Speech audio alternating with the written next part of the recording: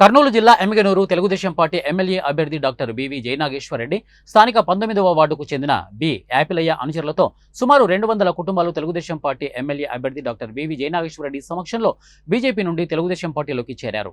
తెలుగుదేశం పార్టీలో చేరిన వారికి doctor BV Jayanageswara Reddy TDP party కండువాలు కప్పి పార్టీలోకి సాదరంగా ఆహ్వానించారు.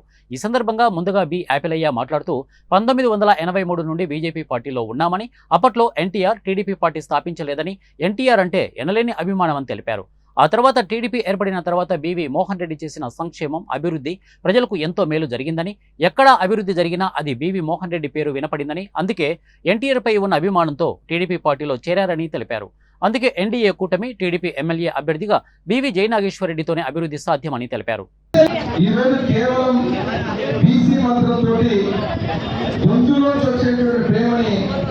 తెలుగుదేశం పార్టీ గుండెల్లో నుంచి వచ్చేటువంటి ప్రేమకు తేడా ఏమనేది ఈరోజు ఇక్కడ చేరినటువంటి బీసీ సోదర సోదరి వాళ్ళు అదే రకంగా వాల్మీకి యాపిలయ్య గారితో నిరూపణయింది.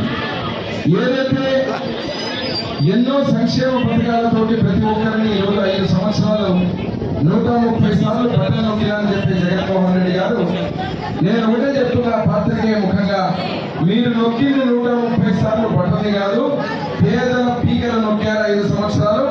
ఇక్కడ ఉన్నటువంటి ప్రతి ఒక్కరు కూడా మేము సిద్ధమని చెప్పుకుంటున్నారు. రాష్ట్రంలో ప్రజలు, అదేవిధంగా మా ఎమ్మెల్యేలో ప్రజలు సిద్ధంగా ఉన్నారు.